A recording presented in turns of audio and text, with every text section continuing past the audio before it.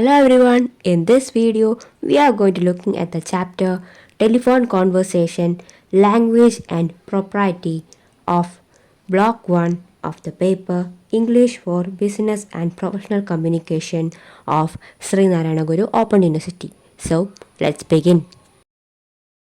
Telephone Conversation, an introduction. We communicate through the telephone from our latest mobile devices almost every day.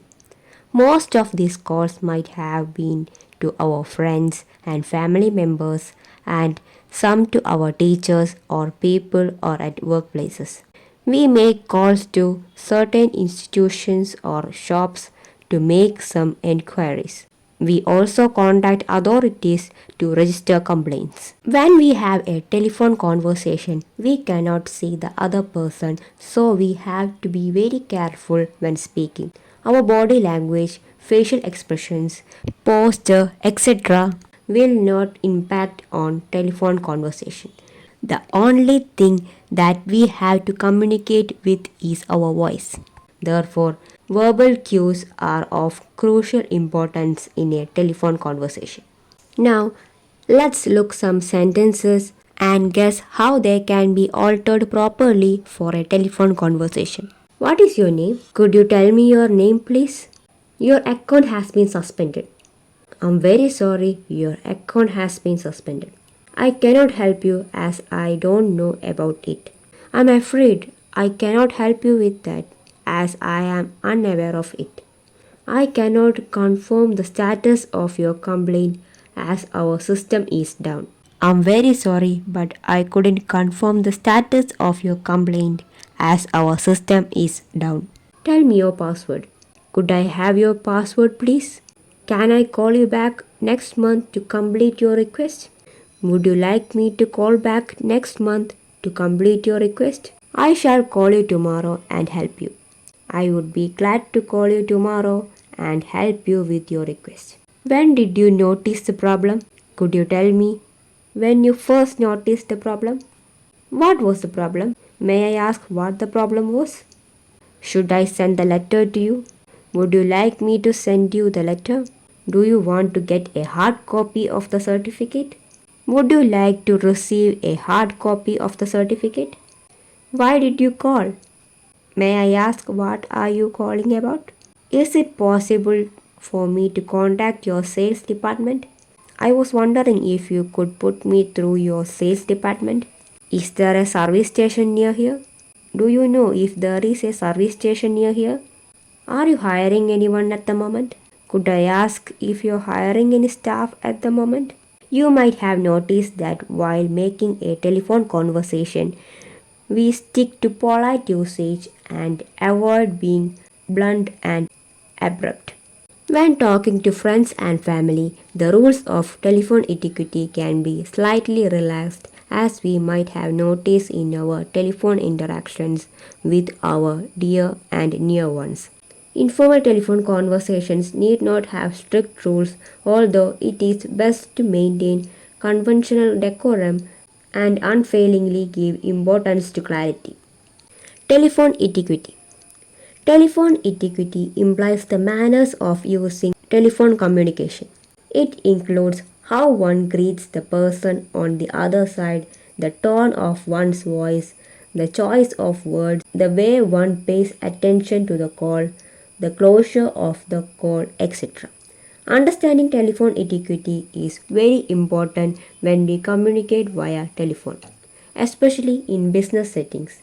It can be of crucial importance and can be an indicator of one's professionalism. A business call that is well answered makes the customers believe that their work is in safe hands. Even when we do not see the person we are talking to, a good impression can be created through telephone communication. Proper telephone etiquette can make the call feel respected. Such impressions often have a lasting effect. Following is a list of telephone etiquette. Friendly greeting. Greet the caller with warmth and respect. Do not start the conversation abruptly. Proper greetings will help the caller relax and allow them to communicate properly. For instance, One can wish the speaker good morning and then politely introduce oneself. It will create a positive atmosphere and the caller will feel welcomed and create a setting for good conversation. Answer immediately. In a business setting, answer the calls in the first 2 or 3 rings. It gives the feeling that the call is valued and creates the impression that the receiver is enthusiastic and dedicated to the job. Have a pleasant voice. Voice in a telephone conversation is like body language or facial expressions when two people are talking face to face. It is important to have a pleasant voice while speaking on the telephone. A pleasant voice gives the feeling to the receiver that you are relaxed, which helps to put the caller at ease and aids in better communication. Articulation. Talk clearly when engaged in a telephone conversation. The person who is listening to us cannot read our lips. Telephone conversations are completely dependent on one's voice. Therefore, we must talk slowly and clearly. Do not be too fast or too slow. Use simple and clear vocabulary and do not use ambiguous words. Make sure that pronunciation of words is reasonably good. If one's accent is very bad, the other person cannot understand what is being said and the whole telephone conversation will become pointless. Tact.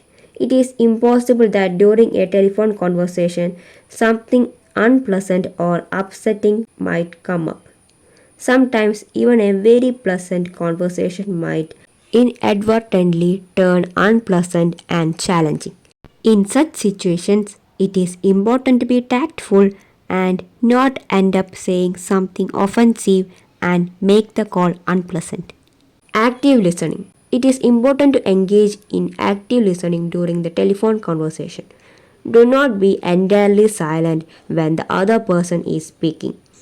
Give some response like okay, right, etc. so that the person who is calling understands that we are listening. Proper responses make a telephone conversation effective and more pleasant. Ask before putting someone on hold or transferring a call.